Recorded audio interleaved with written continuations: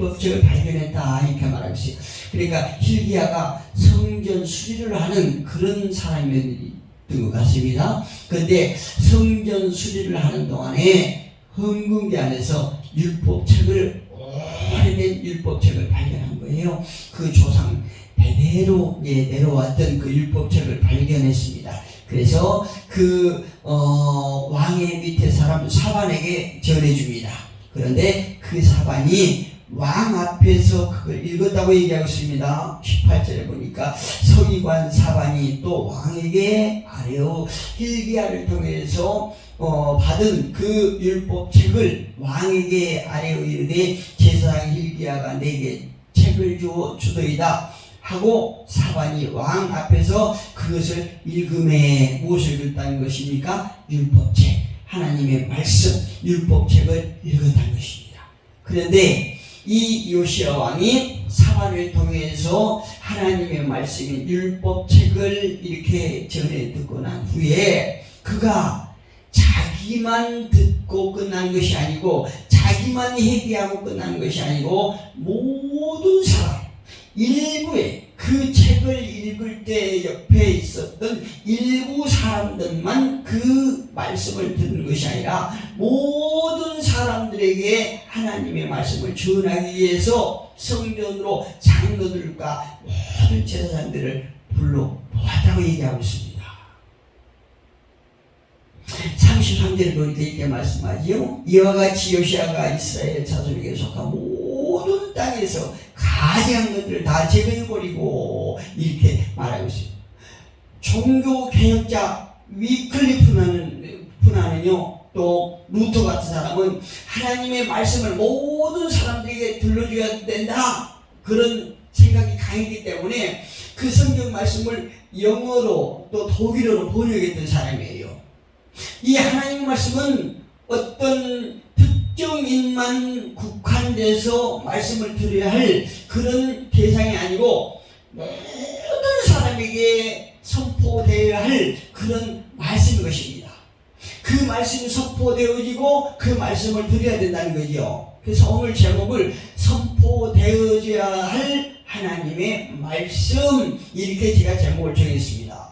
무엇이라고요? 하나님 말씀은 어느 한정된 제한적인 국한된 사람들에게 일부 층에만 전해서 선포하고 전하는 것이 아니라, 듣는 것이 아니라 모든 사람, 하나님의 형상을 입은 사람 모두에게 선포되어져야 되고 들려줘야 될 말씀이 하나님의 말씀이다, 이렇게 우리가 이해할 수 있습니다.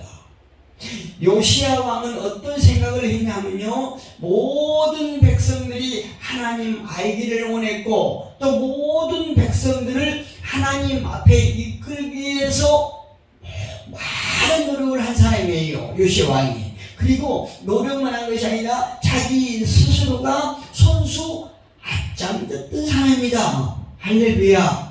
하나님의 말씀은요, 하나님의 말씀을 선포하는 오늘날의 많은 목자들, 지도자들, 교육자들, 이런 사람들이 말씀은 나는 상관없고 당신만 들어야 된다, 나를 통해서 당신에게 선포한 말씀이다, 이렇게 생각하는 경향이 있는데요, 이건 잘못된 것입니다. 그 말씀을 통해서 선포하는 지도자나 그 말씀을 받는 회중이나 모두에게 그 말씀을 받아야 될 대상이에요. 그런데 이 요시야 왕은 사반을 통해서 하나님의 말씀을 들은 후에 그 혼자만 듣는 것이 아니라 그 주변 사람들만 듣고 끝나는 것이 아니라 회개했던 것이 아니라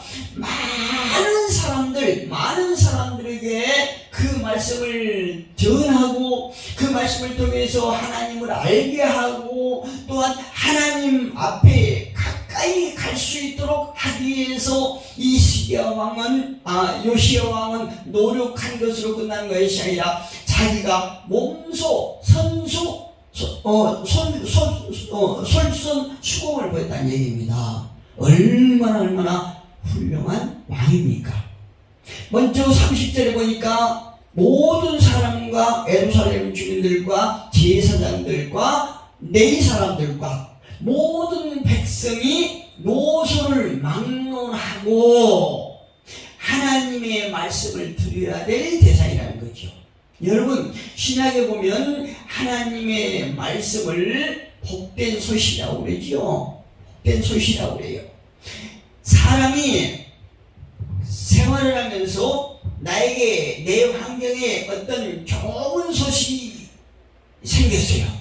아주 기쁜 소식이 생겼습니다. 그런데 그 기쁜 소식을 남들이 알까봐 자기만 알고 꾹 담고 있는 사람이 있습니까?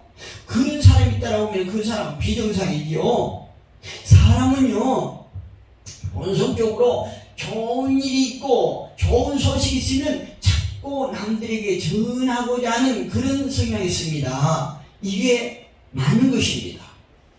오늘날에도 하나님의 말씀인 복된 소식을 들으면 나만 듣고 끝나는 것이 아니라 그 복된 소식을 자꾸 이웃에게 전하는 것이 인간의 도리고 본성이죠. 본능이죠.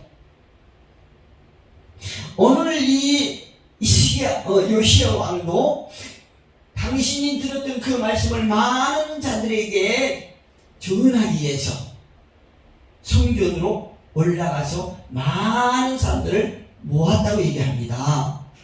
34장 18절에 보니까 이렇게 말하고 있습니다. 서기관 사반이 또 왕에게 아래로 이르되 제사장 hil기야가 내게 책을 주리이다 하고 사반이 왕 앞에서 그것을 읽었다고 얘기했어요. 사반이 왕 앞에서 그것을 읽음에 이 요시야 왕이 말씀을 듣고 난 후에 왕은 혼자만 알고 있지 아니하고 모든 장로들 불러 모아놓고 29절에 보니까 이렇게 기록되어 있지요. 왕이 사람을 보내어 유다와 예루살렘의 모든 장로를 불러 모으고 뭐하라고 불러 모았을까요? 무슨 일 때문에? 그 말씀을, 자기가 들었던 말씀을 모든 사람들에게 또 전하기 위해서 30절에 봅니다. 30절에 보니까 여호와의 전에 올라가매 유다 모든 사람과 예루살렘 주민들과 제사장들과 레위 사람들과 모든 백성이 노소를 막론하고 노인이든 소년이든 나이가 들은 장로들이든 나이가 작은 청년이든 청소년이든 어떤 사람이든 다 하나님의 말씀을 들어야 될 그런 대상이라는 얘기죠. 그 사람들 다 모았어요. 노소를 막론하고 다 함께 한지라 왕이 여호와의 전 안에서 발견한 언약책의 모든 말씀을 읽고 무리의 귀에 들려주고 자기 혼자 말씀을 들었던 것이 아니고 모든 무리에게 자기가 들었던 그 말씀을 다시 전했다는 얘기입니다. 얼마나 대단한 요시야 왕입니까? 요시야 왕이 지도자로서 훌륭한 이유는 온 백성이 말씀에 굳게 서서 바르게 살기를 원했다는 거죠. 오늘날 이 시국에서, 이 어지러운 시국에서 모든 백성들, 모든 국민들은 나라가 평안하고 잘 살기를 원할 것입니다. 그런데 그 반면에 이 국민들의 어떤 충족을 채워주지 못하고 무엇을 국민들이 바라고 원하는지를 정치인들이 모른다는 게 심각한 거예요. 가면 갈수록 정치에 대해서 조금씩 눈이 뜨면서 이 정치인들을 바라보면요, 이 정치인들 보면은 오직 그들이 입으로는 국민들 위해서, 백성들 위해서 무엇을 한다고 그러는데 가만히 보면 자기네들 권세를 위해서 하는 것 같아요. 자기들의 유익만을 위해서 입 바른 소리하고 입에 바른 소리하고 거짓말하고 임기응변하고, 그래서 많은 국민들은 솔직히 이 정치인들을 신뢰하지 않은 경향이 아주 많은 것 같습니다. 오늘날 우리가 나라와 민족을 위해서 기도할 때 이 요시야 왕 같은 이런 지도자가 나왔으면 참 좋겠습니다. 이 요시야 왕은 단순한 왕이 아니었습니다. 어떤 왕이었느냐? 진정으로 깨어있는 영적 지도자였다는 거죠. 할렐루야. 오늘날에도요, 하나님의 말씀이 어느 특정에게 국한된 자들에게만 전해지는 것이 아니라 모든 사람들에게 전해지기를 하나님은 원하십니다. 하나님께서 이 나라를 다스리는 그 정치인들 속에 예수를 믿는 크리스찬들이 많은 줄로 알거든요. 그런데 어느 한 군데를 보아도 크리스찬의 모습이 나타나는 데가 없다는 얘기입니다. 하나님 기뻐하지 않으세요? 하나님께서 그들에게 이 나라의 요소에 믿는 사람들을 이렇게 배치해 놓으신 목적은 그들의 권세만 활용해서 자기들 명예만 얻기 위해서 그 요소마다 배치해 놓으신 것이 아니라는 사실이에요. 하나님은 그 속에서도 하나님의 복된 소식을 전하기를 원하고 하나님의 말씀대로 행하지 않는 자들을 책망할 줄 알고 이런 사람들이 되기를 원해서 하나님은 그들에게 명예를 주고 권세를 주셨다고 그들이 알아야 되는 것이에요. 역시 우리도 마찬가지입니다. 그러나 어떤 사람은 말씀을 듣기를 거부합니다. 하나님의 말씀이 선포되면 그 말씀이 당신이 들어야 될 말씀이지 나는 상관없다 이렇게 거부해버린 사람이 있어요. 또 어떤 사람은 말씀을 굉장히 사모합니다. 말씀 듣기를 원합니다. 그런데 그들이 말씀을 듣기를 사모하고 말씀을 듣기를 원하지만 말씀을 들을 수 있는 환경에 이르지 못하는 그런 안타까운 사람들이 있어요.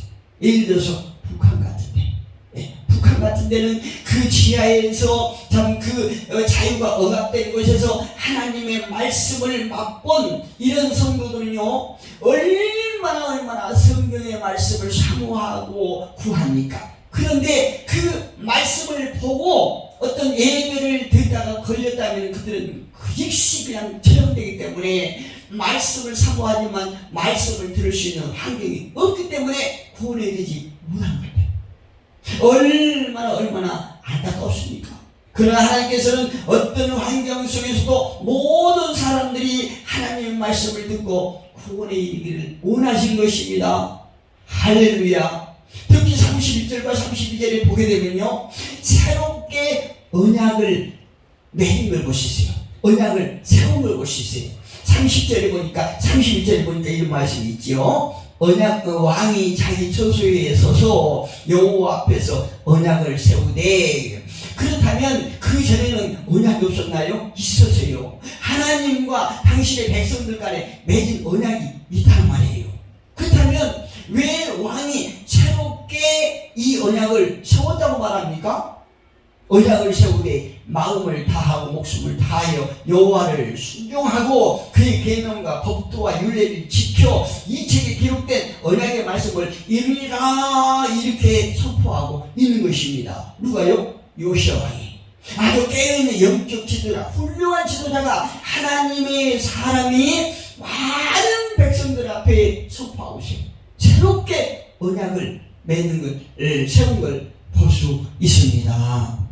그렇다면 왜 그 전에 하나님께서 백성들과 함께 언약을 맺었는데 왜 이 요시야 왕이 다시 언약을 세울까요?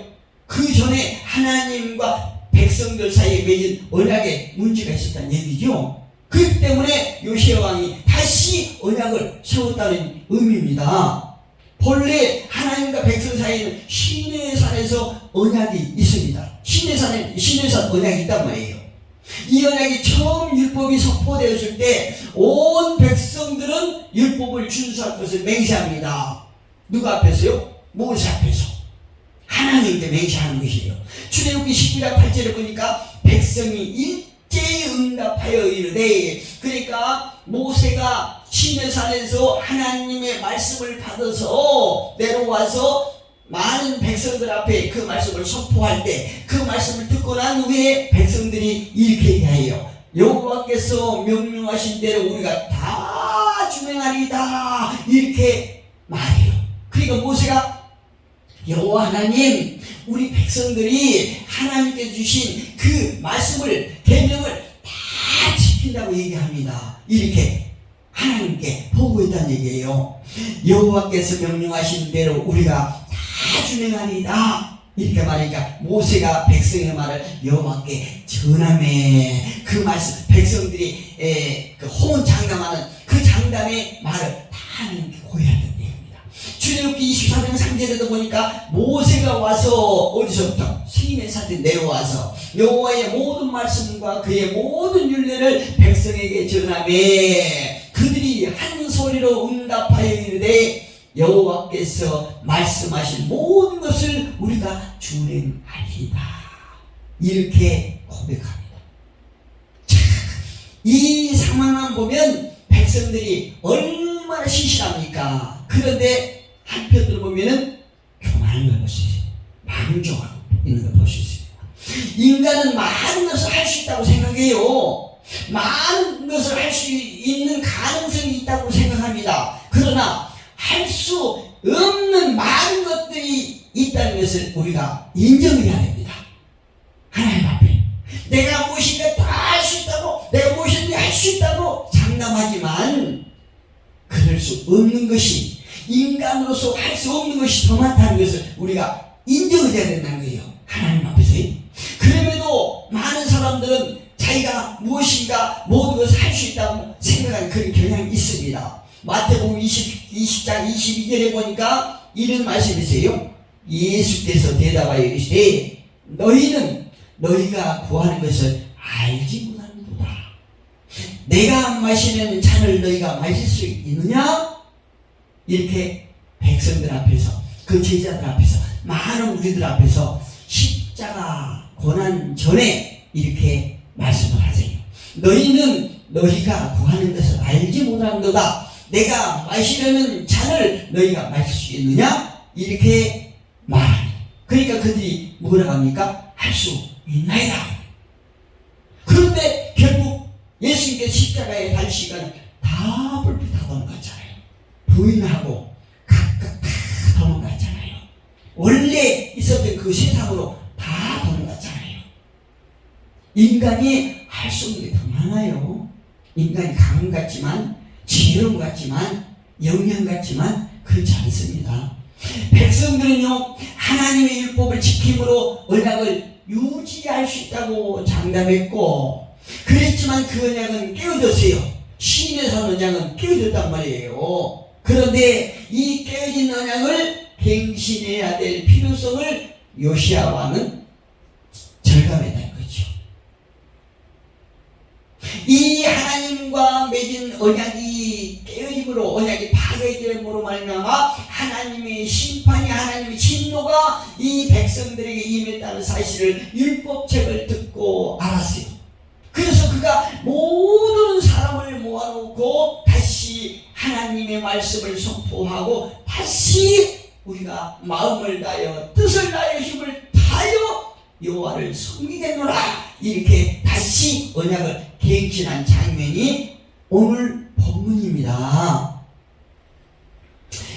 하나님의 말씀이라는 것은 듣는 것으로 족하지 않습니다. 절대 하나님의 말씀이라는 것은 말씀을 듣고 내 가슴에 담아놓은 것으로 족하지 않고 그 말씀을 지키라고 주신 것이기 때문에, 그럴 때 그 말씀을, 우리가 들었던 말씀을 지키고 그 말씀을 행할 때 하나님께서 우리에게 약속하신 복이 우리 삶 속에 임한다는 거지요. 할렐루야. 믿으십니까? 우리는요, 날마다 말씀을 붙잡고 지식에 이르기까지 새롭게 되는 은혜를 경험할 수 있는 그런 사람들이 되어야 되는 것이요. 내가 말씀대로 이렇게 했더니 하나님께서 나에게 이런 감동을 주셔서, 이런 만남을 주셔서 나에게 이런 복을 주셨다 라고 말씀을 통해서 말씀을 듣고 나의 지식이 더욱더 충만해지고, 그 지식을 충만하여 내가 하나님으로부터 약속받은 그 말씀의 약속이 내 삶 속에 이루어졌다, 응답되어졌다, 이런 경험이 있어야 된단 말입니다.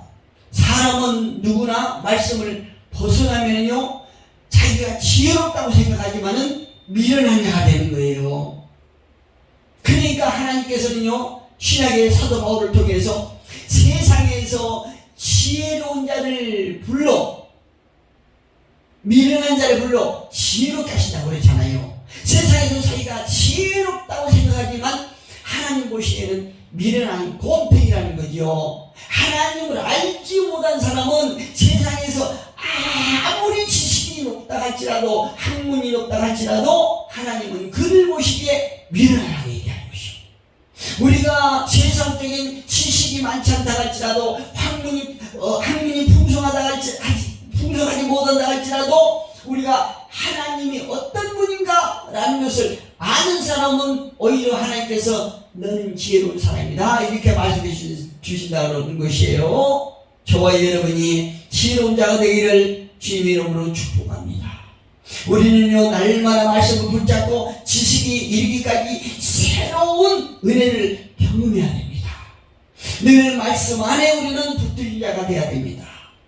세 번째로 요시아가 통치하는 동안 어떤 일이 일어났다고 말합니까? 33절에 같이 한번 읽어볼까요? 시작. 이와 같이 요시아가 이스라엘 자손에게 속한 모든 땅에서 가증한 것들을 다 제거하여 버리고 이스라엘의 모든 사람으로 그들의 하나님 여호와를 섬기게 하였으므로 요시아가 사는 날에 백성이 그들의 조상들의 하나님 여호와께 복종하고 떠나지 아니하였더라. 할렐루야. 이 백성들이 여호와의 말씀을 떠나지 않았다는 것은 여호와 하나님께서 그 백성들과 함께 동행했다는 의미와 똑같습니다. 여기서 나오는 요시야 왕은요, 통치자인 동시에 정치인이에요. 보면 성경에 보면은 백성들의 신앙을 지도하는 사람은 누구냐면은 제사장이나 선지자들이었거든요.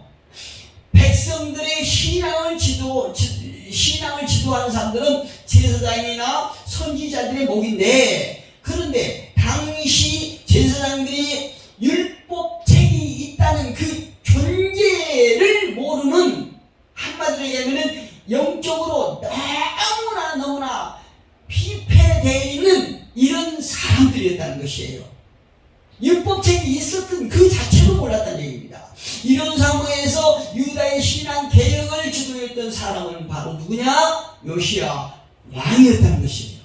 33절에 그러지 않습니까? 이와 같이 요시야가 이스라엘 자손에게 속한 모든 땅에서 가증한 것들, 우상들이죠. 가증한 것들 다 제거해버리고, 다 제거해버렸다고 그러죠. 아주 종교 개혁을, 그냥 신앙 개혁을 확실하게 그냥 일으켰다는 얘기입니다. 누가요? 요시야 왕이. 그는 이스라엘의 자손에게 속한 모든 가증한 것들을 땅에서 제거해버렸다라고 말하지 않습니까? 여러분, 세상이 어지러우면 어지러울수록 각종 우상들이 더 극성을 부리는 것이 사실이에요. 오늘날 여러분, 이 점쟁이들이, 무당들이, 각종 우상들이 판을치죠? 그뿐입니까? 우리 마음 안에 새겨진 그런 우상들이 사람들 속에 가면 갈수록 많아진다는 것을 우리가 느낄 수 있습니다. 세상이 오죠. 세상이 완악해진다는 거죠. 백성들이 말씀을 따라 살게 할 때 우상이 더 없는 거예요. 우상이 꼭 어떤 형상적인 우상이라고 생각하는데 그렇지 않습니다. 내 마음의 우상이 많이 있어요. 물질 우상이 된다든가, 어떤 내 자식 우상이 된다든가, 이런 것들이 우상이 많다는 얘기죠. 가면 갈수록 사람들이 마음과 환경이 그렇게 변해가는 것입니다. 그러나 유다의 하나님이 내리신 훌륭한 지도자, 깨어있는 지도자, 이 요시아가 사는 날 동안에, 왕위에 있는 동안에 어떤 일이 일어났다는 얘기입니까? 백성들은 여호와께 복종하고 떠나지 않았다. 다시 말씀드리면 요시아가 사는 날 동안 여호와 하나님은 그들과 동행하였다라는 그런 의미입니다. 깨어있는 한 사람은 수많은 사람들에게 선한 영향을 끼치게 되고요, 깨어있는 영적 지도자는요, 많은 사람들에게 버팀목이 되는 것입니다. 하나님께서 세우신 것이에요. 저와 여러분이 이런 버팀목이 되고 많은 사람들에게 영향을 끼치는 사람이 되었으면 참 좋겠습니다. 그러나 불행하게도 요시야 왕이 죽은 후에 유다는 급속도로 쇠퇴해버린 것입니다. 아시세요? 결론이 맞습니다. 말씀은 하나님이십니다. 할렐루야. 하나님은 그 말씀과 함께 하십니다. 히브리서 4장 12절에 보니까 말씀은 살았다고 말씀하지요. 세상에는요, 인간의 근본 악함을 바꿀 것은 아무것도 없어요. 세상에 그 어떤 것도 인간의 악한 그 본성을 바꿀 수 있는 것은 아닙니다. 때로는요, 하나님께서 인간의 본성을 바꾸기 위해서 고난 가운데 시련을 줍니다. 오직 말씀만 인간을 변화시킬 수 있고, 그 말씀이 우리 삶 속에 선포되어야 하고, 말씀과 함께 우리 삶 속에 역사할 때 인간은 온전해질 수 있는 것입니다. 다시 말씀드리면 하나님께서 우리를 온전하게 해서, 다시 말씀드리면 우리 속에 하나님의 형상을 회복시키기 위해서 우리에게 고난의 시련을 주신다는 얘기죠. 그 고난의 시련 속에서 하나님은 우리를 만나주시고 우리 속에 파괴되었던 하나님의 형상을 회복시켜 주시는 것입니다. 그러나 인간 신령은 이미 제약되었기 때문에 인간 스스로는 하나님의 말씀을 따른다는 것은 절대 불가능한 거예요. 우리가 그걸 고백해야 됩니다. 그래서 성경은 로마서 8장 26절에 이와 같이 성령도 우리 연약함을 도우시나니 우리가 스스로는 하나님의 말씀을 따를 수 없다는 얘기죠. 그런 존재가 되지 못한다는 거죠. 그래서 성령이 우리를 도와주신다는 거죠. 우리는 마땅히 기도할 바를 알지 못하나 오직 성령이 말할 수 없는 탄식으로 우리를 위하여 친히 간구하시느니라. 할렐루야. 이런 의미로 봤을 때 우리는 어떻게 해야 됩니까? 성령을 의지해야죠. 성령께서 나를 도와주시고 성령께서 나의 삶을 이끌어갈 수 있도록 우리는 성령께 맡겨야 돼요. 내 자아를 버리고 누구를 위하여 우리는 간구해야 됩니까? 자기 백성을 위하여. 요시아가 누구를 위해서 간구했다는 것입니까? 성령이 누구를 위해서 간구했다는 것입니까? 당신의 백성을 위해서, 즉 저와 여러분을 위해서 간구했다는 것입니다. 요한복음 16장 33절에서도 이것을 너희에게 이르는 것은 너희로 내 안에서 평안을 누리게 하려 함이라. 세상에서는 너희가 환난을 당하나 담대하라. 내가 세상을 이겨노라. 할렐루야. 우리가 내 스스로가 내 힘으로 내 능으로 하려갈 때 세상에서 패할 수밖에 없다는 거죠. 그러나 하나님을 의지하고 성령의 도우심을 받을 때 예수님께서 이 세상을 이기셨던 것처럼 저와 여러분도 세상을 이길 수 있다는 얘기입니다. 우리 모두는 말씀을 사모하고 성령님의 도우심으로 그 말씀이 우리와 함께하는 그런 삶이 되기를